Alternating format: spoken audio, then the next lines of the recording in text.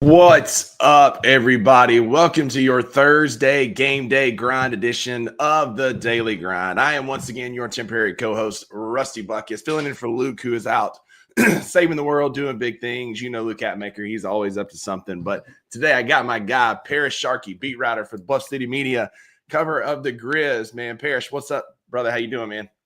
Man, I'm doing well, man. How you doing on this good Thursday morning? You know, I'm good, man. I was telling you in the green room, if my voice gives out, I do apologize. I thought I was 18 last night and went down to Starkville and watched Mississippi State play Alabama in a thriller, Wednesday night, 8 p.m. tip. We had great seats. When you're given club level access, 6th row tickets, you don't say no. And State almost pulled out the victory last night. Alabama won late.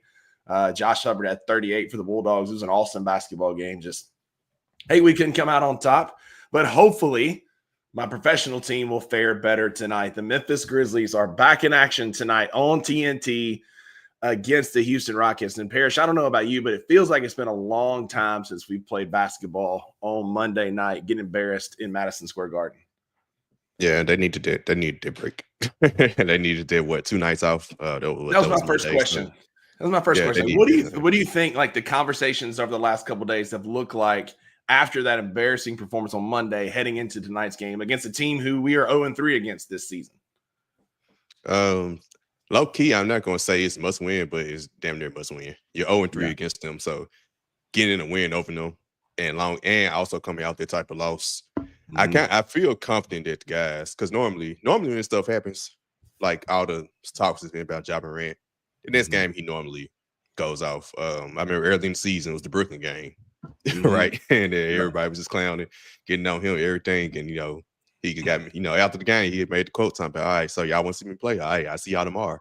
And it's like he had like a triple double against the Milwaukee Bucks. They won by like 30. So typically when this happens, so with me, I'm more the way more common people, and when it comes to sports and just life in general, because it's just like I ain't finna get that bent out of shape off of a regular season loss in January. There are questions, right? Can't ignore that. There are questions. They do look like a team that might be getting put down the first round of playoffs, but it's also still January. You got February, March. It's 3 months to the playoffs. I ain't thinking let's talk about now, right? So next up, we got Houston third. We got Houston tonight now. Now it's finally Thursday. That's defeat Houston. The conversation would change if we defeat Houston. Monday would be wiped away. Exactly. That's kind of what I was going to lead into next. So the offense has been a point of contention over the last, several weeks. This week, especially, a lot of noise on Twitter about it. What do you think? So Houston is a very physical team. Like they've kind of come in and pushed us around, much like New York did on Monday, much like Dallas has done previously. Some of these teams have been more physical with us, have been able to overcome this offense. What changes do you think we need to make tonight to be more effective against a team that wants to play a bit more bully ball? So I've been opposite about the offense. Like I've said earlier, man, I know against good teams, yes, it's not as good. We're not as good in offense against good teams. Last time we played Houston, we still scored 118 points. But everybody's talking about the offense. If you score 118 points, you should win. So to me, that's not offense. What happens to the Grizzlies defense?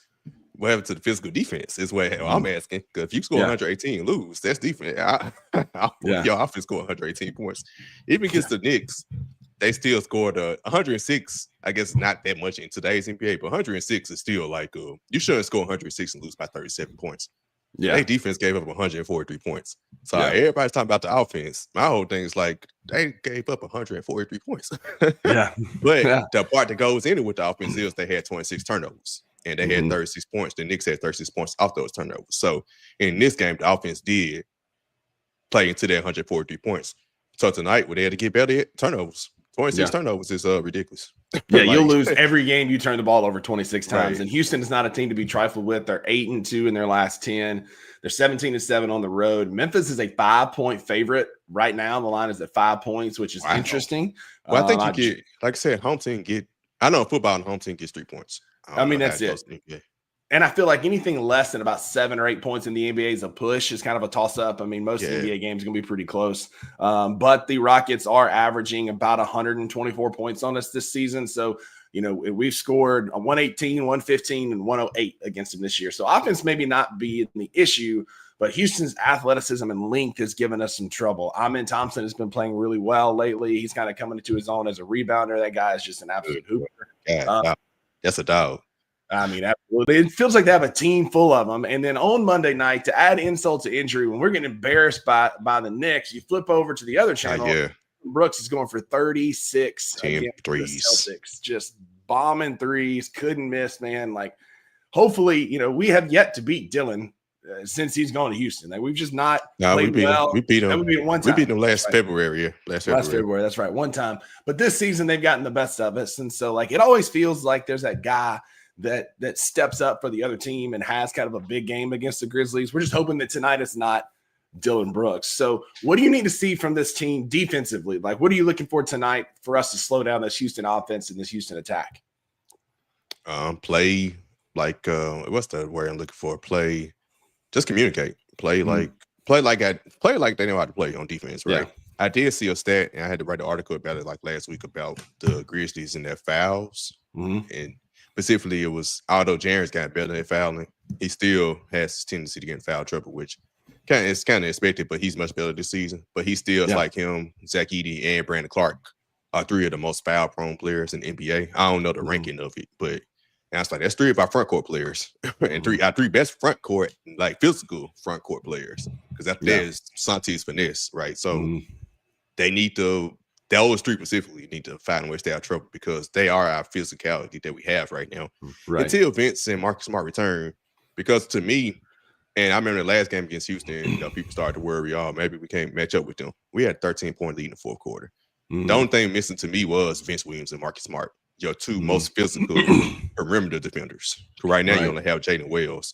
Those two are your toughness. Vince Williams is your people saying the Grizzlies missing that crazy person. Right. That's Vince Williams.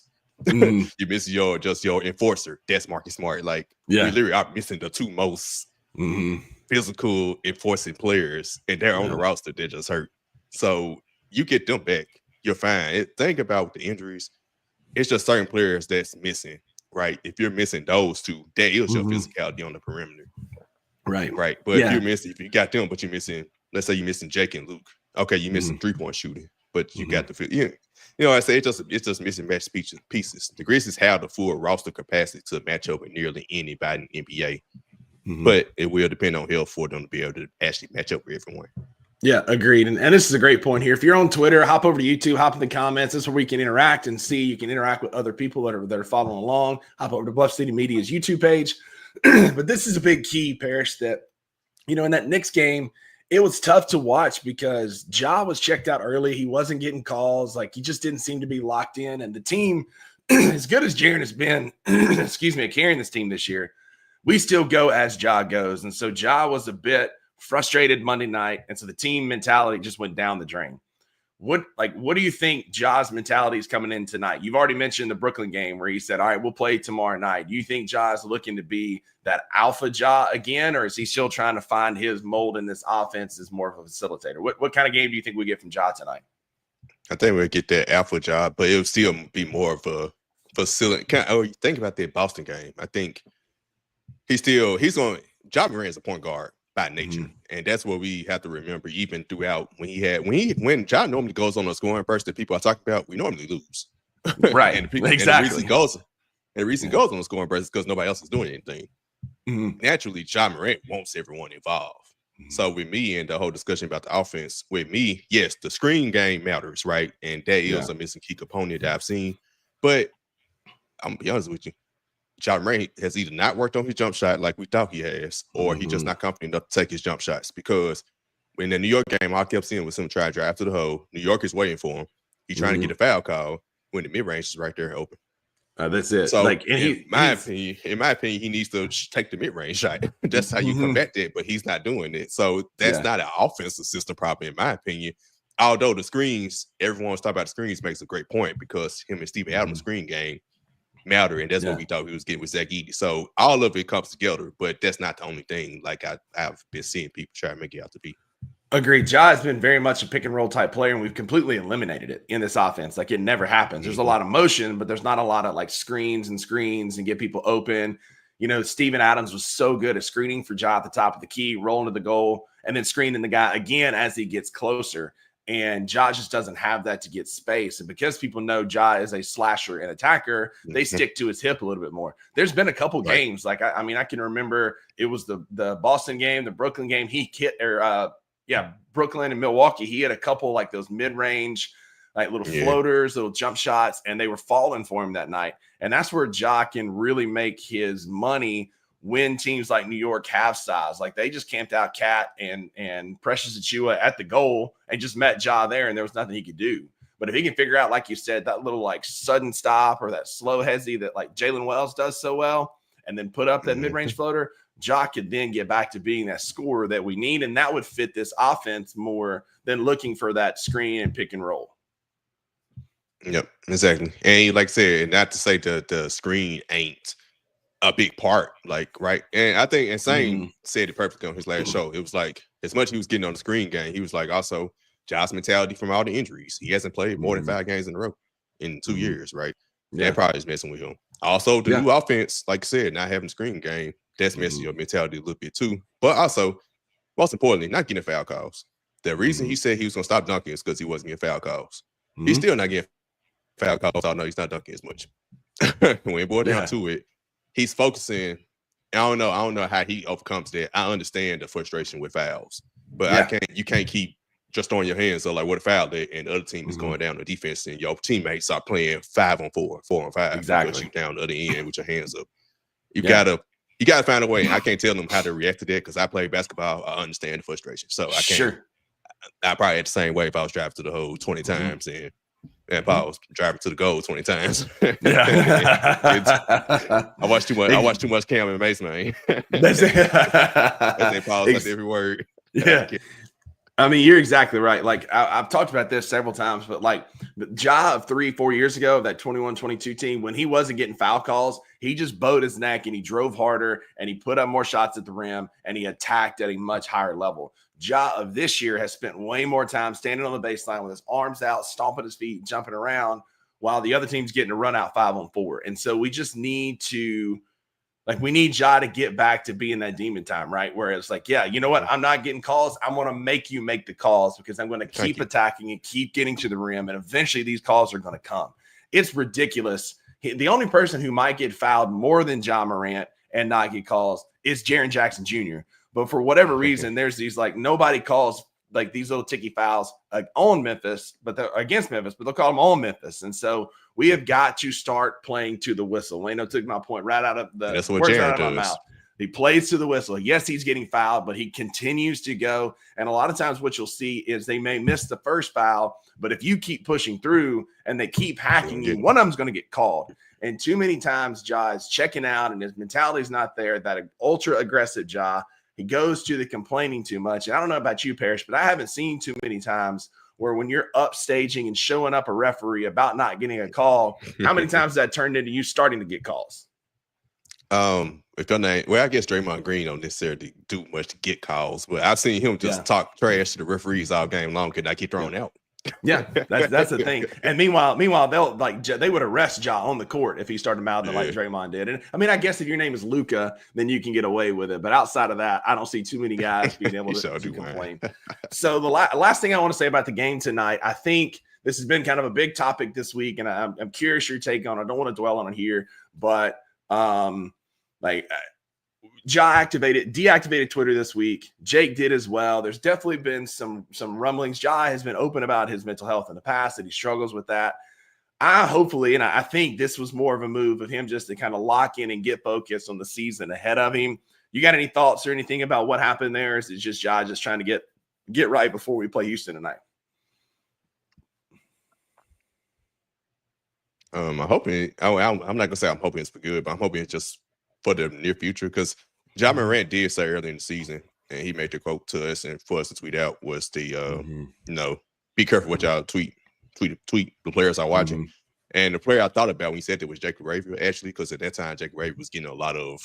I remember he was getting talked about a lot, and irony who deactivated Twitter, Ja and Jake LaRavia. So I thought about Jake at that time. Now he didn't hint at him by just thinking about what Twitter was talking about.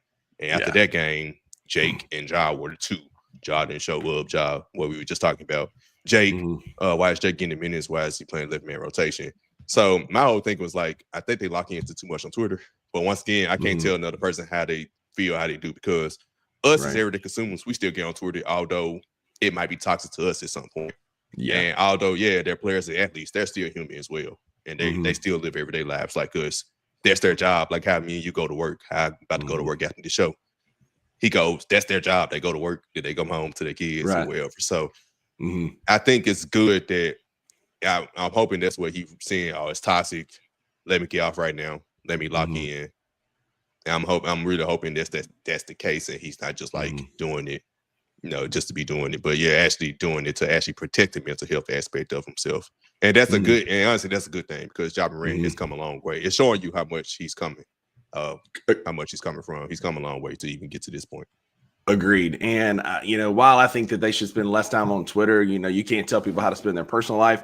I hope this is what he needs to get his self back right and get focused on the task at hand. A lot of people were like Knicks fans were tagging him and Jake, especially Ja, in a lot of tweets and stuff. And I'm sure that got to him. So hopefully he's taking a break from that so he can get checked in and get back to this mentality. Although I must say pause after this as well. But just get back to that mentality that I don't care who you are, I'm coming to the rim. Leave that, don't leave that part off. But we're gonna pause on that one and move on to a segment we like to do called Would You Make That Trade? And so, Paris, there's been a ton of talk. We're a little over a week away, actually a week today, away from the trade deadline, where we're going to get hopefully some Memphis Grizzly news as we consolidate our lineup and our roster.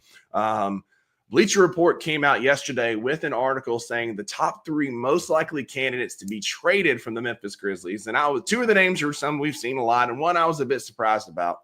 The number one name that came up for Bleacher Report as most likely to be traded was John Conchar, which he's been linked to Miami and Brooklyn and the Kings and several teams. Same with Marcus Smart. Marcus is in just about every single trade you see on Twitter.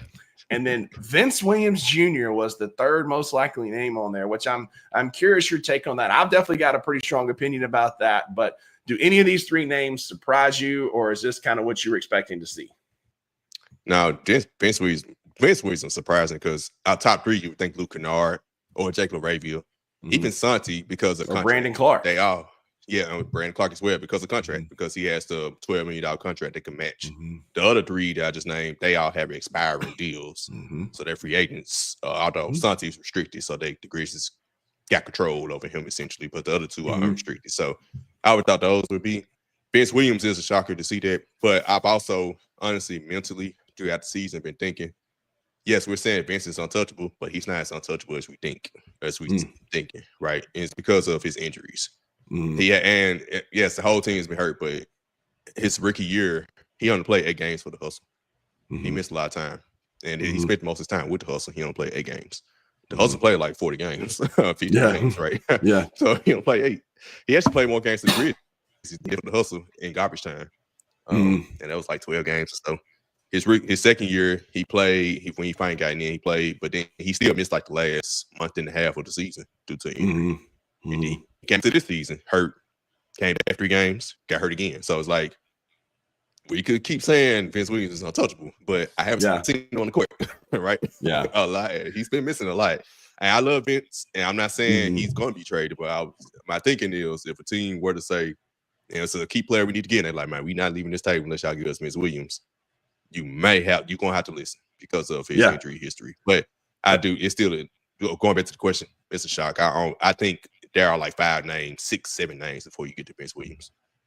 Agreed. A player's best ability is availability, and we haven't had a lot of that from Vince Williams. You're absolutely right. I think for certain players, and we can talk about who that is here in a minute, he would be somebody I would listen to. This is a great point by Drew here. Do you think that Jalen Wells had made Vince a bit redundant? Do you think Jalen is replacing the minutes we would get from Vince, or do we still need that bit of crazy that Vince brings to this team? No, we still need a bit of crazy, because like I was just talking about earlier for the Houston game, that's what we need Vince for. You need him for that, like that type of matchup, right? Jalen Wells is great on defense, but he ain't got that.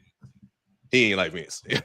He ain't gonna stare you down. He ain't gonna smile in your face after doing right, cutting your water off, as Tony once said. And I think it's a good point too. Like, if you're gonna trade Vince, like, it's gonna have to be for somebody, not an expiring deal. Vince is not a guy that you salary dump. That's what I was saying. This is the guy for me. Like, if you're talking with Brooklyn and they're saying we need some prospects and we need some draft picks, we want Vince. then it's like, I mean, if it brings back Cam Johnson, that might be a conversation I would listen to just because he brings a few elements that we need. A big scoring wing who can get you a bucket, who's shooting well from three, who plays enough defense to be serviceable, but it's going to have to be, it can't be just a salary dump events. Like I want to need something in return to make it worth it. It got to be where a team is asking for a draft pick and you be like, okay. Or they say draft pick or Vince, and you be like, all right, I give you Vince, and we'll keep our draft pick type of thing. Like you're not getting him and our draft picks for a Cam Johnson or whoever. So yeah, exactly. But like we were saying, I highly doubt Vince Williams get traded. They gonna want to see him on the court with his team before they make any type of decision. Yeah, more on him and Marcus here in just a few minutes as we talk about injuries and things that have been going on this year. But is there a name out there that you've been seeing on the trade block or somebody that we hadn't talked about? You know, I've been pretty vocal. Pro Cam Johnson, pro John Collins. I know I get crap for it, but pro Colin Sexton. Like, who are some names that you're watching or hoping that the Memphis Grizzlies kind of get tied to? Is it still Jimmy Butler? Like, who are you looking for the Grizzlies to make moves for, or at least try for?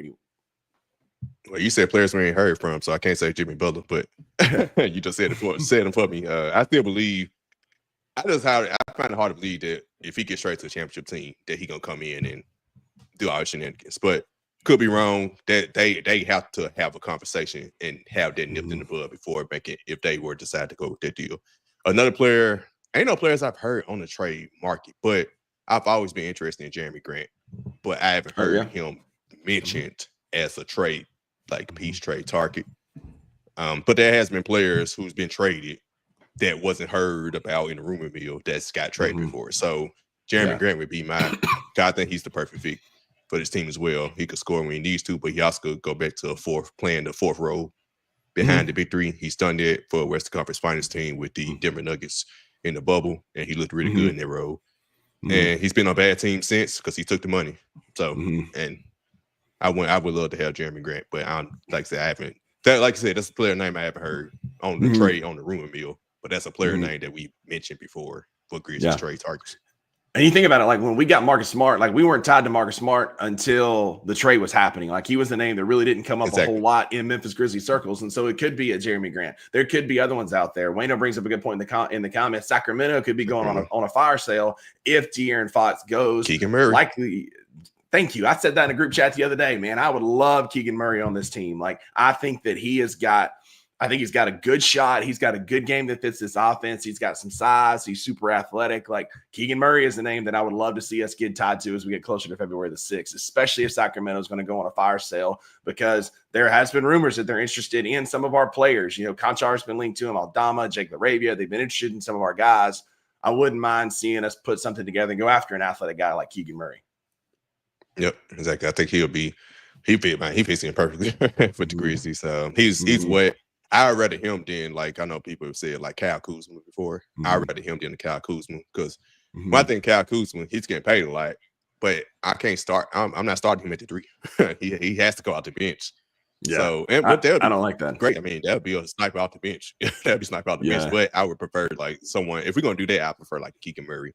I know thinking about Sacramento. I know my guy from my guy Street to Hardaway for tuning in. My guy Took from Street to Hardaway. He had mentioned DeMar DeRozan in the past. DeMar DeRozan helps the mid range, helps the half court offense. But the difference between him and Jimmy Butler, for instance, is defense. Jimmy Butler's much better on defense. Yeah, DeMar DeRozan's defense he ain't good on defense, so it's kind of you gonna start three players that ain't. Your defense could be suffering.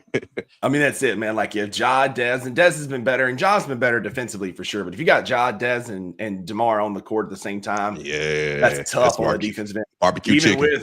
Even with Jaren and Jalen on the court, man, that's a lot of guys that are a net negative on defense, especially DeMar DeRozan, where at least like, you know, Keegan Murray plays some defense. You know, Jeremy Grant can play some defense, and you mentioned Jimmy Butler again. We talked about him already. Like Cam Johnson, those guys. Like there's still a lot of smoke around this Jimmy Butler to Memphis thing. Like, I think that we can put together a package that's very appealing to Miami. And you brought up a great point. Like, Jimmy's 35 and he's looking for one more big contract, right? Like, he's not going to get $50 million like he's owed next year, but somewhere in the neighborhood of probably 30, 35 million is where he can land.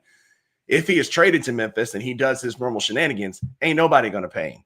But if he shows up to Memphis and carries us to the finals, he can almost name his price at 35 years Bingo. old on the free agent market. And so I think if he is traded to Memphis, I truly think we would get Boy Scout Jimmy Butler, who's going to mind his P's and Q's, who's going to stay active and hustle and bring this team along. And the other nice thing about it is he ain't dragging a bunch of sorry-ass players to the finals if he comes to Memphis like he's done in Miami. Like, he's actually got a team around him that he won't have to do it all by himself. And so I'm not talking myself into Jimmy Butler. I still don't think it works, and I still don't think I want him on my basketball team. But I think if he came to Memphis, we would get the best Jimmy Butler we could possibly get. Yeah, and I think he'll like being. I think he'll get to the locker room like the personalities and the atmosphere. I don't know him and Ja has an actual relationship about the court, but Ja has talked about Jimmy Butler before. I think they'll work out. When he's close with Derrick Rose and guys that have been in and around Memphis. And so there is opportunity there for there to be some connection that can help with that. And truly, like, I don't think he's saying, I don't want to go to Memphis because he doesn't like the fit. He doesn't like Memphis. It's a money thing. It's a money thing. He knows he's not going to get that big contract this summer from Memphis. Yeah. That's it, man. That's it. I just saw a quote from Wayno, man. I'm tired of seeing Miles Turner in the trade room. He been on the trade block for the last 10 years. I'm trying to see. Yeah, he's not getting traded. He ain't, man. And would you, speaking of a couple other trades coming up here, would you go back to Jonas Valanciunas? Would you bring back? Yeah. My goodness, I do that like twice. Like how quickly can I say yes to this kind of trade for just that? Jonas was made for this offense with his pick and roll and rebounding ability, bro. He would be a monster for us. Man, that's a great spark plug. Back about the bench, toughness. He solves a lot of problems on that end. And you talk about crazy, like that brings in a little bit extra crazy for us. And like he was just a little ahead of his time. You know, he could help us twice. He helped us get Steven Adams off the Pelicans. He was a part of that trade. And then he can come back and help us in this new fit offense. And yeah, man. Speaking of Lego boy and Miles Turner boy, Isaiah Stewart has been on an absolute tear this week, trying to fight and beat up everybody in the NBA, telling Miles Turner he plays with Legos. Like it's been a rough week for Isaiah Stewart this week. Well, a tough week. All right. So we have talked about Vince Williams Jr. and Marcus Smart and these guys. They're still on the injured list. They're not coming back like we had hoped. You know, Vince is now considered week to week, as is Marcus Smart. DeMichael Cole put out some reports yesterday about the progression of their injuries. And so we'll talk about that for a few minutes. We kind of wind down here. I told y'all a long time ago that Vince's injury could go long term. Like I was hopeful that it'd be like on the 8 to 10 week, pathway. Well, we're past that now. A grade 3 ankle sprain is pretty rough. Like it's a ligamentous tear. It creates instability. The biggest thing is he's also sprained this ankle before. And so that's probably part of what's keeping this kind of long term. And so DeMichael Cole says he is practicing. He is doing team events. He's just not ready yet. They'd hope to have him back by the end of this month, which is, tomorrow. Today's our last game of the month. Yeah. But it doesn't look like that's going to happen. We're looking more like in the next couple of weeks that Vince is going to be ready. Do you think the trade deadline has anything to do with that? Or do you think they're just being extra cautious with his injury? I think just being extra cautious, and the not trade deadline, but All-Star weekend is around the corner. It's about 2 weeks away. So I can see them targeting and just say, give him another month off, essentially, because you missed the next 2 weeks, then All-Star break is a week. Probably just bring him back out the All-Star break at this point. I think that's what they probably should come here and just focus on. That's kind of what I was thinking. With that update yesterday, it felt like we were waiting for the All-Star break, right? Like that he was going to give him like the 2 weeks and then the long weekend. And then when we would get that, probable would be after, or questionable would be after the All-Star break. Again, ankle sprains are really finicky, especially if it's one that you've done before. Parachute, you're a former athlete, like once you sprain your ankle once, like it's going to happen again and again and again. Yeah. And that's where Vince is. And he had a really nasty sprain this last time. Again, there's 4 grades to a sprain, and he had a grade 3, one more, and he would have tore some bone off. And which is at that point, like you're having surgery, and you're done for the year. So again, like we're hopeful that this is kind of them being more cautious, that it's getting better. I mean, we see him in shoot around all the time, no brace. Like he's doing basketball activities. I just think they're trying to get him as much rest as they can, letting Jalen get some run, and then we'll see him back after the All-Star break. Marcus is a different animal, man. I don't know that we see Marcus in a Memphis jersey anymore. Finger injuries are really tough because they're so hard to heal. They're so intricate. It's a very specific pulley system that works in your finger, and that's what he's torn. And because you use your fingers and they move so much, it's a difficult thing to heal. And so this is his second year that he's missed significant time with a finger injury. I don't know that, we're rushing to try and get him back. I know he's week to week. TJ said yesterday he's doing individual work, but not teamwork. I don't know about you, but I think we've seen the last of Marcus Smart in Memphis Grizzlies uniform. Yeah, I think now with him, I think that's a trade deadline thing. I really believe that with him. I think that's definitely a trade deadline thing. We'll see if he's still on the team after the trade deadline. If he is, I would probably expect Marcus Smart to return before All-Star break. If he's not on the team, of course, like you said, he's not playing another game in Memphis uniform. So I think, definitely Mark that's trade deadline based. I do think that there is a risk, as DG said in the comments here, that his injury could be the reason he does not get traded. And, Marcus Smart, we brought him to help us in the playoffs, and he could help us in the playoffs. But how are you going to help us in the playoffs when you've not played any in the regular season, got any kind of cohesiveness with this group, and now all of a sudden you're going to be a contributor in the playoffs? That's a hard sell for me. And so I don't know what the answer is. Some team is going to want, Marcus Smart as a veteran presence, whether it's a contender or if you got a new team up and coming, maybe we could get him again in that Cam Johnson trade to make the salary work. But I think Marcus is unfortunately, and I was super hopeful. I was excited about the Marcus Smart trade. I thought he fit this team really well, but we just haven't he's just been a roster spot. We haven't gotten a ton from Marcus Smart in the last couple of years. So hopefully the finger heals up and we get more Marcus Smart. So Parrish, anything else you want to touch on before we let the good people go, get their Thursday started? Anything else you want to talk about this morning, Parrish? You got me there?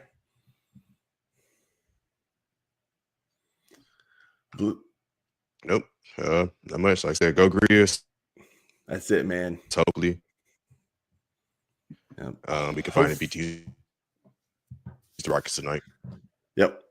That's it, man. That's it. Go get a win tonight. Winning cures all. If you get an opportunity to go tonight, get a palate cleanser. If we go out and we thump Houston, or even if we beat Houston anyway, but especially if you go put one on Houston, it can make Monday a distant memory. So that's what we're going to hope. Tune in tonight. It's a national televised game. We don't get Pete and Brev tonight, but tune in today at noon on this same channel for the 2 Buck Sports Show as we have Brevin Knight on the 2 Buck Sports Show talking Grizzlies, talking trade deadline, talking new franchise.